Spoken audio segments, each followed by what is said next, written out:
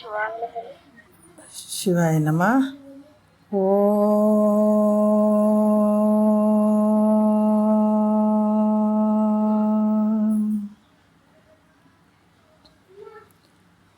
ಗುರುರ್ಬ್ರಹ್ಮ ಗುರುರ್ವಿಷ್ಣು ಗುರುರ್ದೇವೋ ಮಹೇಶ್ವರಃ ಗುರು ಸಾಕ್ಷಾತ್ ಪರಬ್ರಹ್ಮ ತಸ್ಮೈ ಶ್ರೀ ಗುರವೇ ನಮಃ.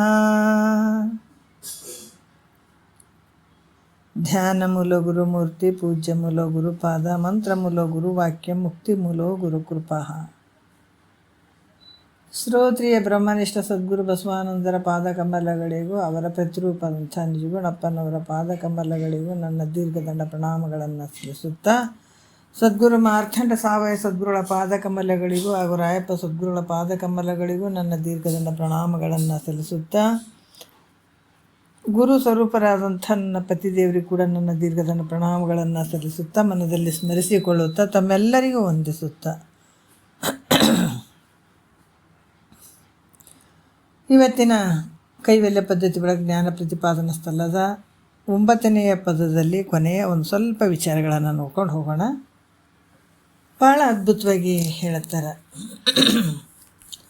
ಯಾಕಂದ್ರೆ ನಿನ್ನ ಸ್ವರೂಪ ಹೆಂಗೈತಪ್ಪ ಅಂತಂದ್ರೆ ಸತ್ತು ಚಿತ್ತು ನಿತ್ಯ ಆನಂದ ಪರಿಪೂರ್ಣವಾಗಿರುವಂಥದ್ದು ಅದರ ವಿಚಾರವನ್ನು ಇಲ್ಲಿ ಹೇಳ್ತಾ ಇದ್ದಾರೆ. 9ನೇ ನುಡಿಯಲ್ಲಿ ಏನು ಹೇಳ್ತಾರ ಪದದಲ್ಲಿ ಅಂದ್ರೆ, ನಿನ್ನ ನಿಜವಿದನೆ ತಿಳಿ ಬೇರೆನ್ನದಲೆ ಮನುಜ ಇದಮೆನಿಸುವುದು ಆವುದು ಅದಕ್ಕೆ ತಾನು ಆಶ್ರಯ ಪದವಾಗಿ ಬಾಧೆಯೊಂದದೆ ತೋರುತಿಹ ಸತ್ಯ. ಯಾಕಂತಂದ್ರೆ ಇಲ್ಲಿ ಭಾಳಷ್ಟು ವಿಚಾರಗಳನ್ನು ಹೇಳಿದ್ರು.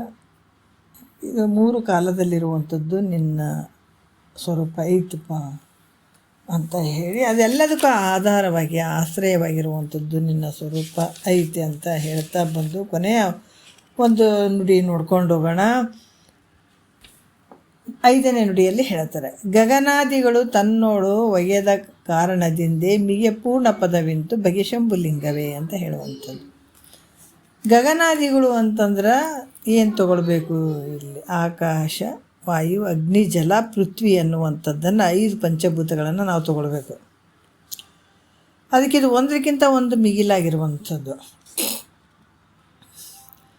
ಭೂಮಿಗಿಂತ ದೊಡ್ಡದು ಯಾವುದು? ಜಲ. ಜಲಕ್ಕಿಂತ ದೊಡ್ಡದು ಯಾವುದು? ಅಗ್ನಿ. ಅಗ್ನಿಗಿಂತ ದೊಡ್ಡದು ಯಾವುದು? ವಾಯು. ವಾಯುವಿಗಿಂತ ದೊಡ್ಡದು ಯಾವುದು? ಪೃಥ್ವಿ. ಅದಕ್ಕೆ ಇವೆಲ್ಲವಕ್ಕೆ ಆಧಾರವಾಗಿರುವಂಥದ್ದು ನಿನ್ನ ಸ್ವರೂಪ. ಇವು ಒಂದಕ್ಕಿಂತ ಒಂದು ಸೂಕ್ಷ್ಮದವ. ಅದಕ್ಕೆ ಕಾರ್ಯಕಾರಣದ ಬಗ್ಗೆ ಅವರು ಹೇಳಿದರು. ಇವಾಗ ಇಂಥವೆಲ್ಲ ಕೇಳಿಕೊಂಡು ಸತ್ತು ಚಿತ್ತು ನಿತ್ಯ ಆನಂದ ಪರಿಪೂರ್ಣತೆಯಾಗಿರುವಂಥವನ್ನೇನು, ಅದಕ್ಕೆ ಅಪರೋಕ್ಷ ಇಂಥದ್ದೆಲ್ಲ ತಿಳ್ಕೊಂಡು ಅಪರೋಕ್ಷ ಜ್ಞಾನ ಉಳ್ಳಂಥವನಾಗು, ಅಹಂ ಬ್ರಹ್ಮಾಸ್ಮಿ ಅನ್ನುವಂಥ ಒಂದು ಜ್ಞಾನವನ್ನು ನಿಶ್ಚಯ ಮಾಡಿಕೊಂಡಿರು ಅನ್ನುವಂಥದ್ದು ಹೇಳ್ತಾರೆ. ನಾನು ಬ್ರಹ್ಮ ಇದ್ದೀನೋ ಇಲ್ಲೋ ಅಂತ ಸಂಶಯ ಜ್ಞಾನದಿಂದ ನಾನು ಬ್ರಹ್ಮ ಅಂತ ಹೇಳ್ತಾ ಇದ್ದಾರೆ ಗುರುಗಳು. ಅದಕ್ಕೆ ಗುರುಗಳು ಹೇಳಿದ ನಂತರ ನೋಡ್ರಿ, ಅದಕ್ಕೆ ಗುರುವಚನವೇ ಶ್ರುತಿ ಹೇಳಿದ್ದಾರೆ ಅವರು. ಗುರುವಚನವೇ ಸ್ಮೃತಿ ಅಂತ ಶ್ರೋತ್ರಿಯ ಬ್ರಹ್ಮನಿಷ್ಠ ಸದ್ಗುರುವಿನ ವಚನ ಇದು. ಎಲ್ಲ ಗುರುಗಳಲ್ಲ, ಮತ್ತು ಯಾರ್ಯಾರೋ ಗುರುಗಳಿಗೆ ಹೋಗಿ ದುಬುಕನ್ನು ಬೀಳೋದಲ್ಲ. ಯಾಕೆ ಈ ಮಾತು ಗುರುಗಳು ಕೂಡ ಹೇಳ್ತಿದ್ರು. ಎಂಥ ಸದ್ಗುರು ತತ್ವವನ್ನು ಬಲ್ಲಂಥವನಾಗಿರ್ಬೇಕು, ಶ್ರೋತ್ರಿಯ ಬ್ರಹ್ಮನಿಷ್ಠ ಸದ್ಗುರು ಆಗಿರಬೇಕು. ನೀ ಪಾದಕ್ಕೆ ಬಿದ್ದರೆ, ಅಪ್ಪ ನನ್ನ ಉದ್ಧಾರ ಮಾಡಪ್ಪ, ಇವ ಭವಬಂಧನ ಭಾಳಷ್ಟು ಸಾಕಾಗಿ ಹೋಗಿದೆ ಅಂತ ನೀನು ಯಾವಾಗ ಸದ್ಗುರುನಾಥನ ಪಾದ ಕಮಲಗಳಿಗೆ ಶರಣಾಗತ ನಾದಿ ಅಂದ್ರೆ ನಿನ್ನನ್ನು ಉದ್ಧಾರ ಮಾಡಬೇಕತ್ತ. ಅಂಥ ಒಂದು ಗುರುವಿನ ಜ್ಞಾನವನ್ನು ತಿಳ್ಕೊಂಡು, ವಿಚಾರವನ್ನು ತಿಳ್ಕೊಂಡು ನೀನು ನಿಶ್ಚಯ ಜ್ಞಾನ ಉಳ್ಳಂಥವನಾಗು, ಅಹಂ ಬ್ರಹ್ಮಾಸ್ಮಿ ಹಂಗೆ ಆ ರೀತಿ ನೀನು ಆಗಬೇಕಾಗ್ತದೆ. ನಾನು ಬ್ರಹ್ಮನು ಇದ್ದೀನೋ ಇಲ್ಲ ಅಂತ ಈ ಸಂಶಯದಿಂದ ಕೂಡಿ ಈ ಭೇದವಾದಿಗಳು, ದೇವ್ರು ಬೇರೆ ನಾನು ಬೇರೆ ಅಂತ ಹೇಳ್ತಾರಲ್ಲ ಭಾಳ ಜನ, ಈ ಭೇದವಾದಿಗಳ ಮಾತನ್ನು ಕೇಳಿ ನಾನು ಬೇರೆ ಇದ್ದೀನಿ ಅಂತ ಅನ್ಕೋಬೇಡ ಅಂತ ಹೇಳ್ತಾರೆ. ಕಿವಿ ಮಾತು ಹೇಳ್ತಾರೆ. ಒಬ್ಬ ಗಂಡನ ಮನೆಗೆ ಹೆಂಡತಿ ಹೋಗ್ಬೇಕಾದಾಗ, ಗಂಡನ ಮನೆಗೆ ಮಗಳು ಹೋಗ್ಬೇಕಾದಾಗ ಮಗಳು ಗಂಡನ ಮನೆಗೆ ಹೋಗ್ಬೇಕಾದಾಗ ತಾಯಿ ತಂದೆ ಹೇಳ್ತಾರೆ, ನೋಡವ ಆಜು ಬಾಜು ಮಂದಿ ಸರಿ ಇರಂಗಿಲ್ಲ, ನಿನ್ನ ಮನೆ ಆಯಿತು ನೀನಾಯಿತು, ಬೇರೆ ಕಡೆ ಒಳ್ಳೆ ನೋಡೋಕೆ ಹೋಗ್ಬೇಡ, ಬೇರೆಯವ್ರ ಮಾತು ಕೇಳೋಕೆ ಹೋಗ್ಬೇಡ, ನಿನ್ನ ಮನೆ ಆಯಿತು ನೀನಾಯಿತು ಎಲ್ಲೂ ಹೋಗ್ಬೇಡ ಅಂತ ತಂದೆ ತಾಯಿ ಒಂದು ಸ್ವಲ್ಪ ಬುದ್ಧಿವಾದ ಹೇಳಿ ಕಳಿಸ್ತಾರಲ್ಲ ಮಕ್ಕಳಿಗೆ. ಆ ರೀತಿ ಇಲ್ಲಿ ಹೇಳಕತ್ತಾರ. ವೇದ ಉಪನಿಷತ್ತುಗಳು ಏನು ಹೇಳಿದಾವ, ಏನು ಹೇಳಕತ್ತಾವ, ಪರಮಾತ್ಮ ಏನು ಹೇಳಿದಾನ ಅಂತಂದ್ರೆ ನೀನೇ ಪರಮಾತ್ಮ ಇದೆ ಅಂತ ಹೇಳಿದಾನತ, ನೀನೇ ಪರಬ್ರಹ್ಮ ಸ್ವರೂಪ ಇದ್ದೀಯಾ ಅಂತ ಹೇಳಿದಾನ. ತತ್ವಮಸಿ ಮಹಾವಾಕ್ಯಗಳನ್ನ 4 ರೀತಿಯಿಂದ ಇಟ್ಟಿದ್ದಾರ. ಮತ್ತು ಇಂಥ ಮಾತು ತುಚ್ಛ ಮಾಡಿಬಿಟ್ಟು ನಾನು ಪರಮಾತ್ಮ ಇದ್ದೀನೋ ಇಲ್ಲೋ, ನಾ ಪರಬ್ರಹ್ಮ ಸ್ವರೂಪ ಇದ್ದೀನೋ ಇಲ್ಲ ಅಂಥೇಳಿ ಭೇದವಾದಿಗಳ ಮಾತನ್ನು ಕೇಳಕ್ಕೆ ಹೋಗ್ಬೇಡ, ಕೇಳಬೇಡ. ಅಂದ್ರೆ ಭೇದವಾದಿಗಳು ದೇವ್ರು ಬೇರೆ ನಾನು ಬೇರೆ ಅಂತ ನಿನ್ಗೇನು ಮಾಡ್ತಾರೆ ಅವ್ರು. ಯಾಕಂದ್ರೆ ನಾನು ಬೇರೆ ನೀನು ಬೇರೆ ಅಂಥದಕ್ಕೆ ಇಷ್ಟು ಜನ್ಮಗಳು ತೊಗೊಂಡು ಬಂದದ್ದು ನಾವು. ನಮಗೆ ಎಂದೋ ಜನ್ಮದಲ್ಲಿ ಇಂಥ ಶ್ರೋತ್ರಿಯ ಬ್ರಹ್ಮನಿಷ್ಠ ಸದ್ಗುರು ಸಿಕ್ಕಿದ ಅಂತಂದ್ರೆ ನಮ್ಗೆ ಅವಾಗೇ ಜ್ಞಾನ ಆಗಿತ್ತಂದ್ರೆ ಬರೋ ಕೆಲಸ ಏನಿತ್ತು ಇಲ್ಲಿಗೆ ಇರೋದರ ಏನೈತೆ ಹೇಳ್ರಿ. ಇದು ಈ ಜಗತ್ತಿಗೆ ಬಂದು ಇಂಥ ಜ್ಞಾನವನ್ನು ತಿಳ್ಕೊಳ್ಳಿಲ್ಲ ಅಂದ್ರೆ ಎಲ್ಲ ವ್ಯರ್ಥನೇ ವ್ಯರ್ಥ, ಏನಿಲ್ಲ ನೋಡಿ, ಜೀರೋ. ಬೇಕಾದಷ್ಟು ಮಾಡಿದಾನ ಆತ, ಬೇಕಾದಂಥ ಅಧಿಕಾರಿ ಅದಾನ, ಮಿನಿಸ್ಟರ್ ಅದಾನ, ರಾಜ ಇದ್ದಾನೆ, ಇಂಥ ವೈಭೋಗದ ಜೀವನ ಮಾಡ್ಯದಾನಂದ್ರೆ ಎಲ್ಲ ವ್ಯರ್ಥ. ಇಲ್ಲ ಯಾವಾಗ ವ್ಯರ್ಥ ಆಯಿತು ಅಂದಾಗ ಬ್ರಹ್ಮಜ್ಞಾನ ಇರದೇ ಇದ್ದಾಗ. ಅದಕ್ಕೆ ಇಷ್ಟು ದಿವಸದಿಂದ ಭೇದವಾದಿಗಳ ಮಾತು ಕೇಳಿಕೊಂಡು ದೇವ್ರು ಬೇರೆ ನಾನು ಬೇರೆ ಅದು ಬೇರೆ ಇದು ಬೇರೆ ಅಂದ್ಕೊಂಡು ಬಂದೇ ಇಷ್ಟೆಲ್ಲ ದುಃಖಪಟ್ಟಿ ಅಂತಂದ ಮೇಲೆ ಮತ್ತೀಗಾದರೂ ಕೂಡ ಅಂಥ ಭೇದವಾದಿಗಳ ಮಾತು ಕೇಳ್ಕೊಂಡು ಕುಂದ್ರಬೇಡಪ್ಪ. ಅದಕ್ಕೆ ಅದರಿಂದ ಏನಾಗ್ತದ, ನಿನಗೆ ದುಃಖನೇ ಆಗ್ತದೆ. ಭೇದವಾದಿಗಳ ಮಾತುಗಳನ್ನು ಕೇಳ್ಕೊಂಡು ನಾನು ಬೇರೆ ಇದ್ದೀನಿ ದೇವ್ರು ಬೇರೆ ಅದಾನ ಅಂತ ನೀ ಏನಾದರೂ ಕುಂತಿ ಅಂದ್ರೆ ಯಾರಿಗೆ ಕಷ್ಟ ಐತಪ್ಪ, ಅದು ನಿನಗೆ ಕಷ್ಟ ಐತೆ, ಅದು ಬೇರೆ ಯಾರಿಗೂ ಅಲ್ಲ. ಅದಕ್ಕೆ ನೀನು ಪರಿಪೂರ್ಣ ಆಗಿರುವಂಥವನಿದೆ. ನಿನ್ನ ಸ್ವರೂಪ ಹೆಂಗೈತಪ್ಪ ಅಂದ್ರೆ ಪರಿಪೂರ್ಣವಾಗಿರುವಂಥದ್ದು. ಆದ್ರೆ ನೀನು ಕೆಟ್ಟವ್ರ ಸಂಘ ಮಾಡಿದಿ. ನೋಡ್ರಿ ಎಷ್ಟು ಅದ್ಭುತವಾಗಿ ಹೇಳ್ತಾರೆ ಅವರು. ಕೆಟ್ಟವ್ರು ಅಂದ್ರೆ ಯಾರು ರೀ? ದೂರ ಹೋಗ್ಬೇಡ್ರಿ, ಭಾಳ ದೂರ ಹೋಗಂಗಿಲ್ಲ. ಕೆಟ್ಟವ್ರು ಅಂದ್ರೆ ನಮ್ಮೊಳಗೆ ನಮ್ಮ ಜೊತೆನೇ ಇದ್ದಂಥವ್ರು ಅದಾರ, ಹೌದಲ್ಲ? ಕೆಟ್ಟವ್ರು ಅಂತಂದ್ರೆ ಯಾರಪ್ಪ ಅಂತಂದ್ರೆ ನಮ್ಮ ಜೊತೆ ಇದ್ದಂಥವ್ರೇ ಅದಾರ. ಅದ್ರ ಒಡನಾಟ ಯಾರು ರೀ? ನಮ್ಮ ಜೊತೆನೇ ಇರ್ತಾರೆ ನೋಡ್ರಿ. ಯಾರಪ್ಪ ಅಂದ್ರೆ ಈ ದೇಹ. ಈ ದೇಹದ ಸಂಘದಿಂದ ಏನಾಗ್ಯದ, ಈ ದೇಹದ ಸಂಘ ಅನ್ಯೋನ್ಯ ಆಗ್ಯದ. ಇದು ಆಧ್ಯಾತ್ಮ ಒಂದೇ, ಒಂದ್ರೊಳಗೆ ಒಂದು. ಅದಕ್ಕೆ ಇಂಥ ಒಂದು ಶರೀರದ ಸಂಘದಿಂದ ನಾನು ಬೇರೆ ಇದ್ದೀನಿ, ಹೌದಲ್ಲ? ಯಾಕಂದರೆ ಇಂಥ ಶರೀರ ಸಂಘ ಆದದಕ್ಕಾಗಿ ನಾನು ಹೆಂಗದೀನಿ, ಪರಿಚ್ಛಿನ್ನತ್ವದಿಂದ ಕೂಡಿದ್ದೀನಿ. ನಾ ಸ್ವಲ್ಪ ಅದೀನಿ, ನಾ ಸಾಯ್ತೀನಿ, ನಾ ಹುಟ್ಟುತ್ತೀನಿ, ಈ ರೀತಿ ಭಾವನೆಯನ್ನು ಮಾಡಿದೆ. ಈ ರೀತಿ ಭಾವ ಮಾಡಿದ್ದು ಏನು ಅನಿಸ್ಕೊಳ್ತದೆ ಇಲ್ಲಿ? ಅಜ್ಞಾನ ಅಂತ ಅನಿಸ್ಕೊಳ್ತದೆ. ಯಾಕೆ ಅಜ್ಞಾನ ಆಯಿತು ಅಂದ್ರೆ ಈ ಶರೀರ ಸಂಘ ಮಾಡಿದಲ್ಲ ನೀನು. ಅದಕ್ಕೆ ಇಂಥ ಶರೀರ ಸಂಘವನ್ನು ಮಾಡಿ ಅದನ್ನು ಬಿಟ್ಟು ನಾನು ಇರಂಗಿಲ್ಲಪ್ಪ ಅಂತದ. ಅದಕ್ಕೆ ಎನ್ನೊಡನೆ ಸಮರಸವಿನ್ನು ಬೇಡಲೇ ತನುವೆ ಮುನ್ನಿನಂತೆ ನೀನು ಅನ್ಯವೆನ್ನೆಗೆ ಅಂತ ಹೇಳ್ತಾರೆ. ಏನೋ ಎನ್ನೊಡನೆ ಸಮರಸವಿನ್ನು ಬೇಡಲೇ, ಇನ್ನು ಬೇಡಪ್ಪ, ಇನ್ನು ಬೇಡ ಬೇಡ ಬೇಡ, ನೀನು ಸಹವಾಸ ಬೇಡಪ್ಪ. ತಿಳ್ಕೊಂಡ ಮೇಲೆ ಜ್ಞಾನಿಗಳು ಅಂತಾರೆ ನೋಡು, ಇವಪ್ಪ ಶಿವ ಎಷ್ಟು ಜನ್ಮಗಳು ತಿರುಗಾಡಿದ್ದೀನಿ, ಯಾವ್ದ್ರ ಸಲಕ್ಕೆ ತಿರುಗಾಡಿದೆ, ಇದಕ್ಕೆ ಮೂಲ ಕಾರಣ ಏನಪ್ಪ ಅಂದರೆ ಇವಾಗ ಗೊತ್ತಾಯಿತು, ಶರೀರ ನಾನು ಅಂದದಕ್ಕೆ ತಿರುಗಾಡೋದು ಬಂದದ್ದು. ಇಷ್ಟೆಲ್ಲ ಶರೀರ ಒತ್ಕೊಂಡು ತಿರುಗಾಡೋದು. ಆವಾಗ ಶರೀರ ನಾನು ಅಲ್ಲಪ್ಪ ಅಂತ ಮೊದಲೇ ಬಿಟ್ಕೊಂಡಿದ್ನಿ ಅಂತಂದ್ರೆ ನಾನು ಭಾಳ ಆರಾಮಾಗಿರ್ತಿದ್ದೆ. ಮತ್ತು ಹುಟ್ಟೋದು ಏನಿತ್ತಿಲ್ಲಿ ಬರೋದು ಕೆಲಸ ಏನೈತೆ ಹೇಳ್ರಿ ಇಲ್ಲಿ. ಅದಕ್ಕೆ ಇಂಥ ಒಂದು ಶರೀರನ್ನು ನಾನು ಅಂದ್ಕೊಂಡು ಶರೀರದ ಮೇಲೆ ಮೋಹ ಮಾಡಿಕೊಂಡು ಮಮಕಾರ ಮಾಡಿಕೊಂಡು ಇದನ್ನು ಬೆಳೆಸ್ಕೊಂಡು ಮತ್ತು ಇದ್ರ ಜೊತೆ ನೋವಾದೆ ನಾ ಬಂದೆ ಅಂತ ಮಾಡಿದ್ದೀನಿ. ಅದಕ್ಕೆ ಇವಾಗ ಈ ಶರೀರ ಲಿಮಿಟೆಡ್ ಆದ, ಅಳತೆ ಆದ ಅಂತ ತಿಳ್ಕೊಂಡು ನೀವು ಭಾವಿಸ್ಬೇಡ. ಯಾಕಂದ್ರೆ ಶರೀರ ಅಳತೆಗೆ ಬಂದಿರುವಂಥದ್ದದ, ಪರಿಚ್ಛಿನ್ನತ್ವದಿಂದ ಕೂಡದ. ಆದ್ರೆ ನೀನು ಹೆಂಗಿದಿ ಪರಿಪೂರ್ಣ ಆಗಿದೆ. ಈ ಪರಿಚ್ಛಿನ್ನತ್ವದಿಂದ ಕೂಡಿದ್ದೀನಿ, ನನಗೆ ದುಃಖ ಐತೆ, ನಾನು ಸಾಯ್ತೀನಿ, ಉಡ್ತೀನಿ ಅಂತ ಯಾರ ಸಂಘದಿಂದ ಬಂತಿದು? ಶರೀರ ಸಂಘದಿಂದ ಬಂದದ. ಅನಿತ್ಯವಾಗಿರುವಂಥ ಈ ಶರೀರದ ಸಂಘ ಮಾಡಿದ್ದಕ್ಕಾಗಿ ಇದ್ರದ ನಾನು ಈ ಗುಣನೇ ನನ್ನಲ್ಲಿ ಬಂದದ್ದು. ಅದಕ್ಕೆ ಈ ದೇಹ ಸಂಘದಿಂದ ನಾನು ಪರಿಚ್ಛಿನ್ನತೆಯಿಂದ ಕೂಡಿದ್ದೀನಿ ಅನ್ನುವಂಥ ಭಾವ ಬಂದಿರುವಂಥದ್ದು. ಇದು ಅಜ್ಞಾನ ಆಗಿರುವಂಥದ್ದು. ಅದಕ್ಕೆ ಈ ಪ್ರಪಂಚ ಎಲ್ಲ ಐತಪ್ಪ ಅಂತಂದ್ರೆ ಈ ತೋರ್ತದ ನೋಡ್ರಿ, ಭೂತ ಭೌತಿಕ. ಈ ಪ್ರಪಂಚ ಏನು ತೋರ್ತದಲ್ಲ, ಅದು ನೋಡ್ರಿ ಎಲ್ಲಿ ಐತದು? ನಿನ್ನಲ್ಲೇ ಐತದ. ಈ ಪ್ರಪಂಚ ಎಲ್ಲಿ ತೋರಕತ್ತಂದ್ರೆ ನಿನ್ನಲ್ಲೇ ತೋರಕತ್ತದ, ನಿನ್ನಲ್ಲೇ ಐತೆ.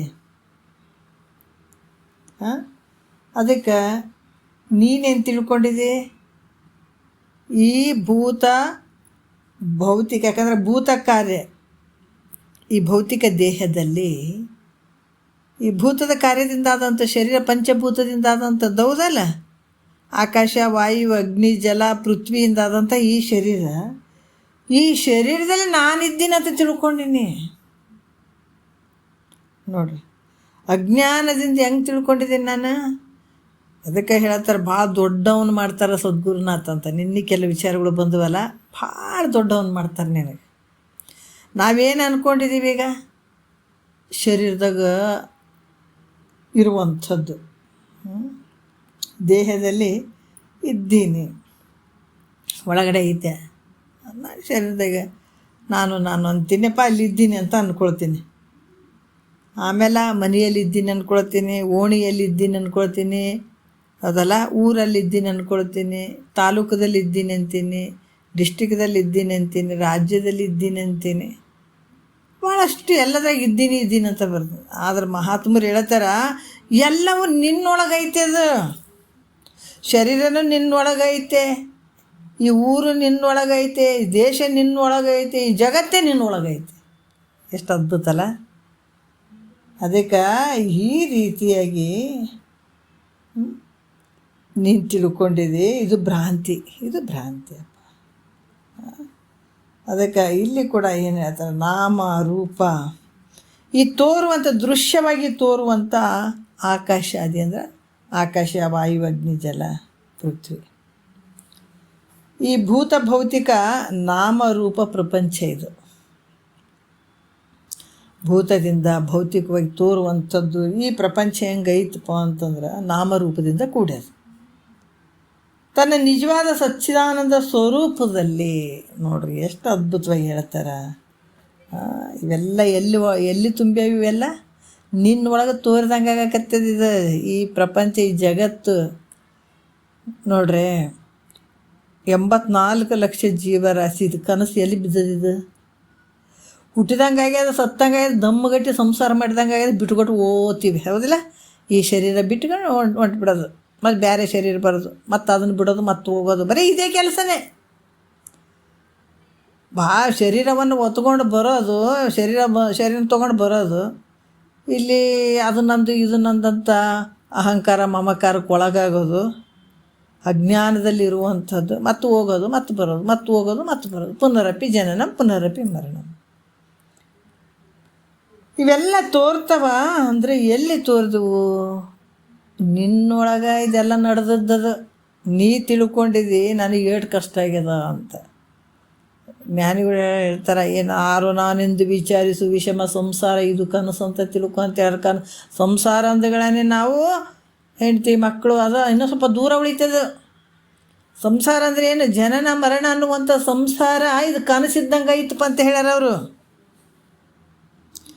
ಏನು ಸತ್ತೀನಿ, ನಾವು ಬದುಕಿನಿ, ಹುಟ್ಟಿನಿ ಅಂತ ಏನು ಗದ್ದಲು ಮಾಡ್ಕೊಂಡು ಗದ್ದಲ್ದಾಗ ಕುಂತಿಯಲ್ಲ, ಇದು ಎಲ್ಲಿ ಐತಪ್ಪ ಅಂತಂದ್ರೆ ಅದು ನಿನ್ನೊಳಗೆ ನಡೆದಂಥದ್ದು. ಇದು ಕನಸಿನಂಗೆ. ಅದಕ್ಕೆ ಇದೆಲ್ಲ ಪ್ರಪಂಚ ನಾಮರೂಪದಿಂದ ಕೂಡಿದಂಥ ಈ ಪ್ರಪಂಚ ಎಲ್ಲಿ ಐತಪ್ಪ ಅಂದ್ರೆ ನಿನ್ನ ಸ್ವರೂಪ ಸಚ್ಚಿದಾನಂದ ಸ್ವರೂಪದಲ್ಲಿ ಅಂತರ್ಭೂತ ಆಗಿರುವಂಥದ್ದು ಇವೆಲ್ಲ ನಿನ್ನೊಳಗೆ. ಆದರೂ ತನಗಿಂತ ಬೇರೆ ಇದೆ ಅನ್ನೋ ಹಾಗೆ ಪ್ರತೀತಿಯಾಗಿ ತೋರ್ದಂಗೆ ಆಗ್ತದೆ. ಆದರೆ ಈ ಜಗತ್ತು ನಾವು ನನ್ನೊಳಗೆ ಅದಂತ ಅಂದ್ಕೊಂಡಿವೇನೋ ನಾವು. ಇವತ್ತು 99% ಜನ ಜಗತ್ತೇ ಬೇರೆ ಐತೆ, ನಾನೇ ಬೇರೆ ಇದ್ದೀನಿ, ಅದು ನನ್ನಿಂದ ಭಿನ್ನ ಐತೆ ಅಂತಲೇ ನೋಡಕತ್ತೀವಿ ನಾವು. ಹೌದಲ್ಲ? ಅದಕ್ಕೆ ತನಗಿಂತ ಭಿನ್ನವಾಗಿ ಐತೇನೆ ಈ ಜಗತ್ತು, ಭಿನ್ನವಾಗಿ ಶಿವ ಇದ್ದಾನ ಅಂತ ನಾವು ತಿಳ್ಕೊಂಡಿರ್ತೀವಿ. ಭಿನ್ನವಾಗಿ ಈ ಜಗತ್ತು ನಾಮರೂಪದಿಂದ ತೋರುವಂಥ ಜಗತ್ತು ನನ್ನಿಂದ ಭಿನ್ನ ಐತೆ ಅಂತ ತಿಳ್ಕೊಂಡಿದ್ದೀವಿ. ಇದು ಭ್ರಮ, ಭ್ರಾಂತಿ ಯಾವುದಂದ್ರೆ ಇದೇ ಭ್ರಾಂತಿ. ಏನು ಭ್ರಾಂತಿ ಅಂದರೆ ಈ ಜಗತ್ತು ನನ್ನಿಂದ ಬೇರೆ ಐತೆ ಅಂತ ತಿಳ್ಕೊಂಡದ್ದು ಎಲ್ಲ. ನೋಡಿ, ಜಗತ್ತಿನ ಒಳಗೆ ಯಾವುದೂ ಬೇರೆನೇ ಇಲ್ಲದು. ಎಷ್ಟು ಅದ್ಭುತ ನೋಡ್ರಿ. ಬೇರೆ ಅಂತ ತಿಳ್ಕೊಂಡಿದ್ದೇ ಈ ತಲೆಗೆ ಏನು ಬುದ್ಧಿ ಭ್ರಮಣ ಆಗ್ಯದ. ಎಲ್ಲ ಬೇರೆ ಬೇರೆ ಬೇರೆ ಕಾಣಕತ್ತದ. ಪ್ರತಿಯೊಂದು ಸಕಲ ಜೀವರಾಶಿಗಳು ನಿನ್ನೊಳಗೆ ತೋರ್ತಾವು. ನಿನ್ನ ಬಿಟ್ಟು ಅನ್ಯ ಏನೂ ಇಲ್ಲ, ಈ ಪ್ರಪಂಚನೂ ಇಲ್ಲ, ಎಲ್ಲ ನಿನ್ನೊಳಗೆ ಇದು ತೋರುವಂಥದ್ದು. ಆದರೆ ನಿನಗೆ ಭಿನ್ನಾಗಿ ತೋರಕತ್ತದಲ್ಲ, ಇದು ಅಜ್ಞಾನ, ಮಿಥ್ಯೆ ಆಗಿರುವಂಥದ್ದು ಜಗತ್ತು. ಅದು ನಿನಗೆ ಭಿನ್ನಾಗಿ ತೋರಕತ್ತಿದ್ದು, ಬೇರೆ ಬೇರೆ ಬೇರೆ ಬೇರೆ ಬೇರೆ ನಾಮರೂಪದಿಂದ ಕೂಡಿದಂಥದ್ದು ಭಿನ್ನವಾಗಿ ತೋರ್ತದೆ ನೋಡ್ರಿ. ಅದಕ್ಕೆ ಇದು ಮಿಥ್ಯವಾಗಿರುವಂಥದ್ದು, ಭ್ರಮಾರೂಪವಾಗಿರುವಂಥದ್ದು. ಇಲ್ಲಿ ಕೂಡ ಹೇಳ್ತಾರೆ. ಈಗ ಅವರು ಕೆಲವೊಂದು ವಿಚಾರ ಹೆಂಗಪ್ಪ, ಈ ಕನ್ನಡಿ ಒಳಗೆ ಆನೆಯ ಒಂದು ಪ್ರತಿಬಿಂಬ ತೋರ್ತದೆ. ಹೌದಿಲ್ಲ? ಕನ್ನಡಿ ಒಂದು ಸಣ್ಣದು ಹಿಂಗೆ ಹಿಡೀಲಿ, ಅಲ್ಲಿ ಆನೆ ಹೋಗೋದು ಹಿಂಗೆ ಹಿಡಿದ್ರೆ ಕನ್ನಡಿ ಒಳಗೆ ಅದರ ಪ್ರತಿಬಿಂಬ ತೋರ್ತದೆ. ಅದು ಕನ್ನಡಿ ಒಳಗೆ ತೋರ್ದಂಗೆ ಆಗ್ತದೆ. ಮತ್ತು ಆದರೆ ನೋಡುವವರಿಗೆ ಕನ್ನಡಿ ಬಿಟ್ಟು ಆಚೆಗೆ ಹೊರಗಿದ್ದಂತೆ ಭಾಸ ಆಗ್ತದೆ. ಹೊರಗೆ ಐತಪ್ಪ ಅಂತ ತೋರ್ತದೆ. ಹೌದಲ್ಲ? ಯಾಕಂತಂದ್ರೆ ಅಂಥ ವಸ್ತು ಕನ್ನಡಿ ಒಳಗೆ ತೋರ್ದಂಗೆ ಆಗ್ತದೆ ಅದು. ಆದ್ರೆ ನೋಡೋರಿಗೆ ಏನಾಗ್ತದೆ, ಹೊರಗಡೆ ಏನು ಕನ್ನಡಿ ಬಿಟ್ಟು ಆಚೆಗೆ ಹೊರಗಿದ್ದಂತೆ ತೋರ್ದಂಗೆ ಆಗ್ತದೆ. ಮತ್ತು ಇಲ್ಲಿ ಕೂಡ ಏನಾಗ್ತದೆ, ನಿದ್ರೆ ಅನ್ನುವಂಥದ್ದು ಕೂಡ ನೋಡ್ರಿ. ನಿದ್ರೆ ಎಲ್ಲಿ ತೋರ್ತದೆ? ದೊಡ್ಡ ಪ್ರಪಂಚ ತೋರ್ತದೆ, ಎಲ್ಲ ತೋರ್ತದೆ. ಆದ್ರೆ ಈ ನಿದ್ರೆ ಅನ್ನುವಂಥದ್ದು ಎಲ್ಲಿ ತೋರ್ತದೆ? ಇದು ಸ್ವಪ್ನ ಎಲ್ಲಿ ತೋರ್ತದೆ? ನಿನ್ನೊಳಗೆ ತೋರ್ತದೆ. ಅಲ್ಲಿ ಏನಾಗ್ತದೆ, ನನಗಿಂತ ಭಿನ್ನ ಐತೇನಪ್ಪ ಈ ಜಗತ್ತು ಅನ್ನೋಂಥ ನಿದ್ರೆಯ ಸಂದರ್ಭದಲ್ಲಿ, ಅಂದರೆ ಸ್ವಪ್ನದ ಸಂದರ್ಭದಲ್ಲಿ ನಮಗೆ ಅನ್ನಿಸ್ತದೆ. ನಾನಾ ರೀತಿಯಿಂದ ಭಿನ್ನವಾಗಿ ತೋರ್ದಂಗೆ ಆಗ್ತದೆ. ಯಾವಾಗ ನಮಗೆ ಎಚ್ಚರಿಕೆ ಆಯಿತು ಅಂತಂದಾಗ ಸ್ವಪ್ನ ತನ್ನಲ್ಲೇ ತೋರಿತು, ತನಗಿಂತ ಬೇರೆ ಎಲ್ಲೂ ತೋರಿಲ್ಲ ಅನ್ನುವಂಥ ಜ್ಞಾನ ನಮಗಾಗ್ತದೆ. ಕನಸು ನನಗೆ ಬಿದ್ದಿತ್ರಿ ಅಂತ ಹೇಳತ್ತೇವೆ, ಎಲ್ಲಾದ್ರೂ ಹೊರಗೆ ಬಿದ್ದಿರ್ತದೆ ನನ್ನ ಕನಸು. ಆದರೆ ಕನಸು ಕಾಣಬೇಕಾದಾಗ ಎಲ್ಲ ಭಿನ್ನ ಭಿನ್ನವಾಗಿ ಇರ್ತದೆ ಭಾವ. ಆದರೆ ಯಾವಾಗ ಕನಸಿನಿಂದ ನಾವು ಎಚ್ಚರ ಸ್ಥಿತಿಗೆ ಬರ್ತೀವಿ, ಆವಾಗ ಏನಾಗ್ತದೆ, ತನಗಿಂತ ಕನಸು ಬೇರೆ ಇಲ್ಲ, ನನ್ನೊಳಗೆ ಕನಸು ತೋರಿತು ಅಂತ ನಮಗೆ ಜ್ಞಾನ ಆಗ್ತದೆ ಎಚ್ಚರಿಕೆ ಆದಮೇಲೆ. ಇದ್ರಂಗ ಈ ಭೂತ ಭೌತಿಕ ಜಗತ್ತು ತನ್ನಲ್ಲಿ ತೋರಿದ್ರು ಕೂಡ ಅದು ಭಿನ್ನ ಭಿನ್ನವಾಗಿ ತೋರಕತ್ತದ. ಯಾಕೆ ಕನಸಿನೊಳಗೆ ಹೆಂಗೆ ತೋರಕತ್ತದ, ಹಂಗೆ ಬೇರೆ ರೀತಿಯಿಂದ ತೋರಕತ್ತದ ಈ ಭೂತ ಭೌತಿಕ ಪ್ರಪಂಚ. ನೋಡ್ರಿ ಎಷ್ಟು ಅದ್ಭುತ ಐತ್ರಿ. ಯಾವ ಜನ್ಮದಾಗ ಪುಣ್ಯ ಮಾಡಿದ್ದೀವಿ ನೋಡ್ರಿ, ಮಾಡಿವೇನ ನಾವೆಲ್ಲರೂ. ಹೇಳ್ತಾರೆ ಅವರು,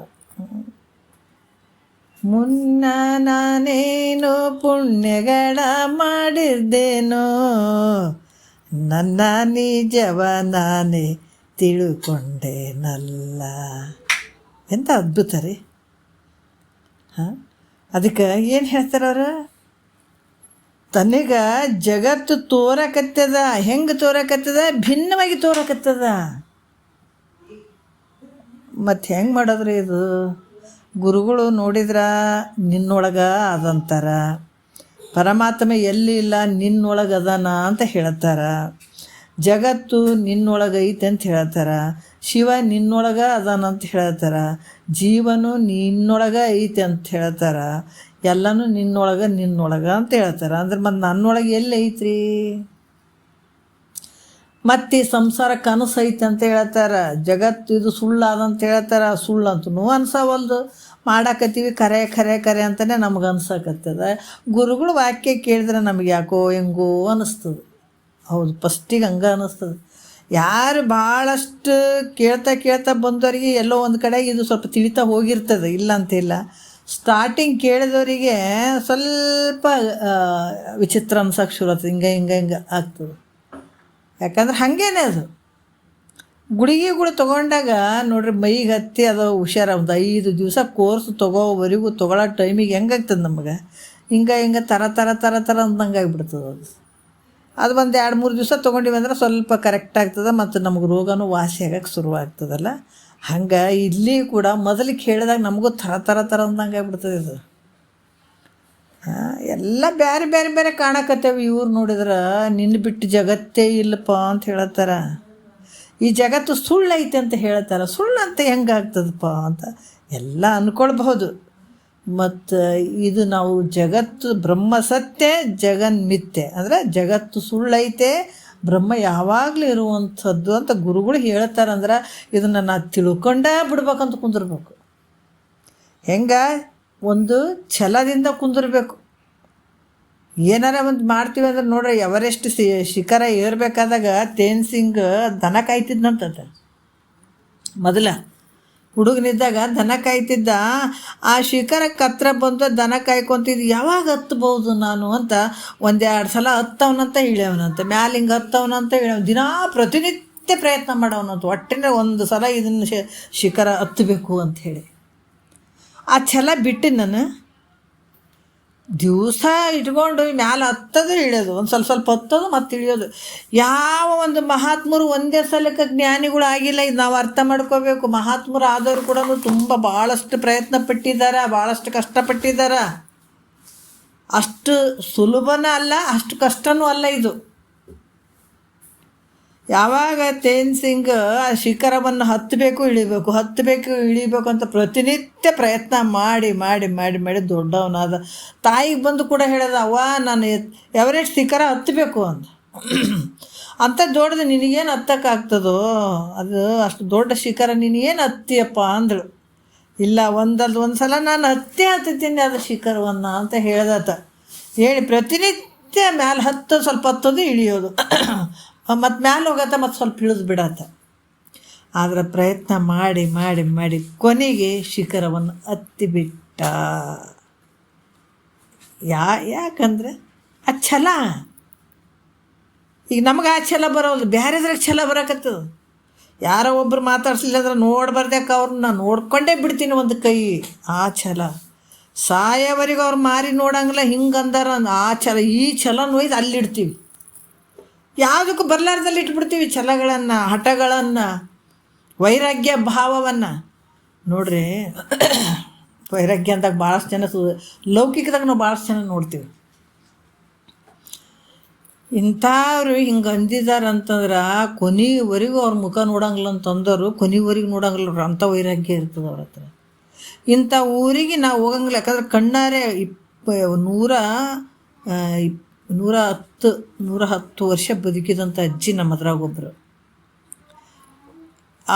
ಅವರು ಊರಾಗ ಸ್ವಲ್ಪ ಹಂಗೆ ಗದ್ದಲಾಗಿಬಿಟ್ಟು ಕಿರಿಕಿರಿ ಆಯಿತು.